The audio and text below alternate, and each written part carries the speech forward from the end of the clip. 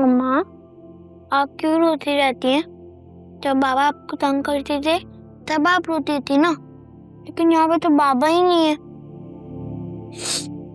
नहीं बेटा, वो मेरी आंख में कुछ चला गया था ना। हाँ, आप मत रोया करें ना। जब आप रोती है ना तो मैं सैड हो जाती हूँ। मम्मा, आपको पता है नाना अब्बू क्या कह रहे थे? वो कह रहे थे कि बाबा ने कोई डर्टी काम किया है, इसलिए वो पुलिस के पास है।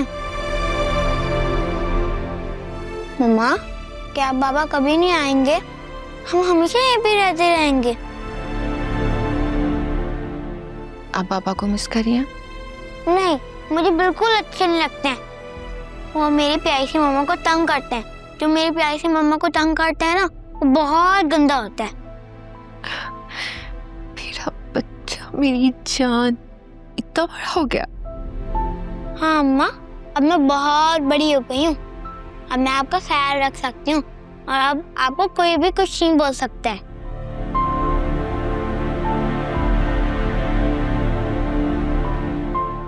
मेरी बेटी इतनी बड़ी हो गई है, मेरा इतना ख्याल रखती है, मुझसे इतना प्यार करती है, तो मैं क्यों रोऊंगी?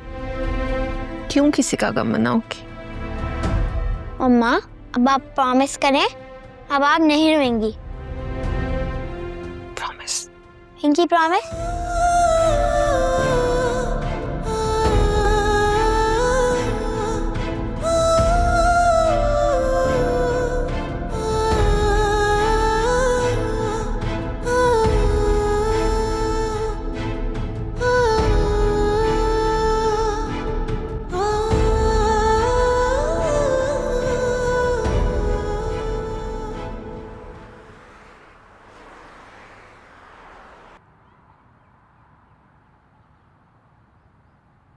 आज जोनी बहुत प्यारी लग रही हो तुम।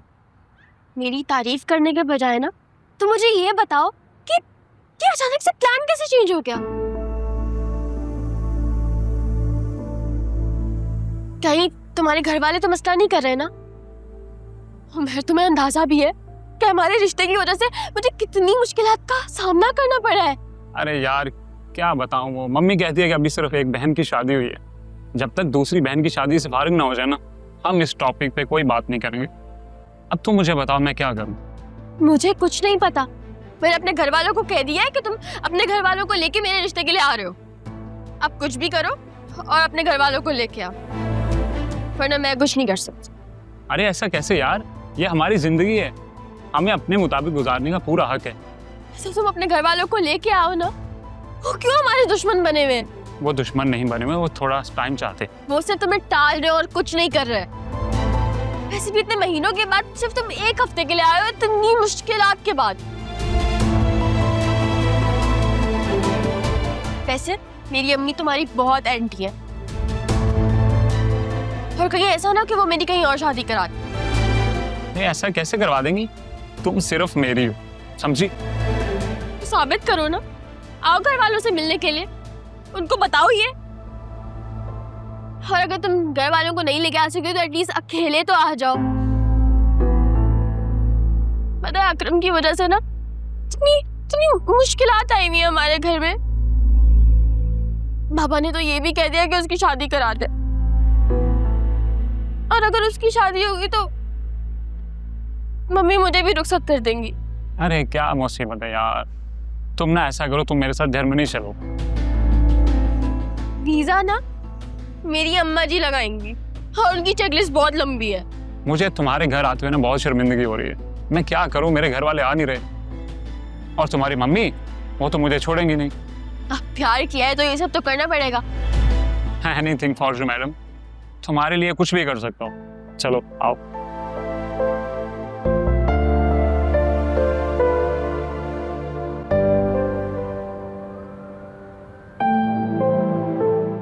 फिजा मेरी बात सुन। ये हॉस्पिटल है, जाओ यहाँ से। मैं तब तक नहीं जाऊंगा जब तक तुम मेरी बात नहीं सुनोगी। फॉर गॉड सेक अकरम, पहले सुल्तान यहाँ आके तमाशा लगा के गया है, अब तुम आ गए हो। तुम चाहते क्या हो? मेरी इज्जत पर बात करना। एक बार तसल्ली से मेरी बात सुन लो, ठंडे दिमाग से फैसला कर लो प्लीज। नहीं, मुझे तुम्हारी कोई बात नहीं सुननी है। मैं जाऊंगा ही नहीं, चाहे कुछ भी हो जाए नहीं जाऊंगा, तुम्हें मेरी बात सुननी होगी। प्लीज आप यहाँ से जा सकते हैं, वरना मैं सिक्योरिटी बुला लूँ। फिजा, लो बन गया तुम्हारा पेशेंट। आलिया कह रही थी कि घर में बहुत हंगामा हुआ है, मुझे उससे बात करनी चाहिए, उसे मना करूं कि मेरा नाम कहीं नहीं आना चाहिए। फरिया। अस्सलाम वालेकुम आंटी। वालेकुम सलाम। कैसी हैं आप? मैं ठीक हूँ और मजीद अपनी बेटी के लिए ठीक होने की कोशिश कर रही हूँ। इंशाल्लाह आप बहुत जल्द ठीक हो जाएंगी। इंशाल्लाह। फरिया, तुम डिनर भी लगवाओगी या बातों पर ही टरकाओगी? अच्छा चलो, मैं खुद ही टेबल सेट करवाती हूँ। नहीं, मैं खुद टेबल सेट करवाती हूँ।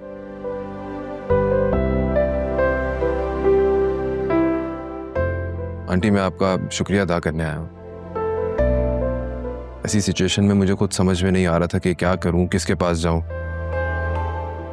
फरिया से बात हुई है, उसने आपसे कहा और आपने कॉल किया और सब कुछ, सारा मामला सेटल हो गया।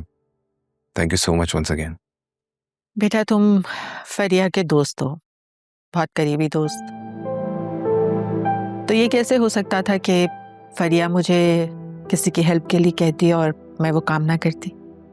मम्मी भी आप लोगों का बहुत थैंक यू कर रही थी। तुम्हारी मम्मी कैसी हैं? तबीयत ठीक है अब उनकी? जी तबीयत ठीक है उनकी, बस वो अकरम की वजह से, छोटे भाई की वजह से थोड़ा सा अपसेट रहती हैं।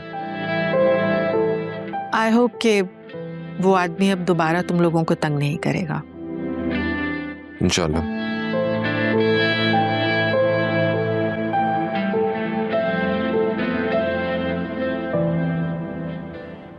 हाँ, तो वैसे फिर क्या सोचा तुमने? क्या मतलब आंटी, मैं आपका सवाल समझा नहीं। मेरा मतलब ये है कि तुमने फरिया के बारे में क्या सोचा? I know you still love हर, और वो तो तुम्हें पागलों की तरह चाहती है। तुम उससे शादी क्यों नहीं कर लेते? मैं आज हूं, कल नहीं हूं, मेरे बाद ये सब कुछ तुम दोनों का ही होगा। आंटी, आप जानती नहीं कि मैं शादीशुदा हूँ। मेरी एक बेबी है और मैं उससे बहुत मोहब्बत करता हूँ। आई डोंट थिंक सो कि तुम उससे प्यार करते हो। प्यार तो सिर्फ तुम फरिया से करते हो। कह दो कि मैं गलत कह रही हूँ।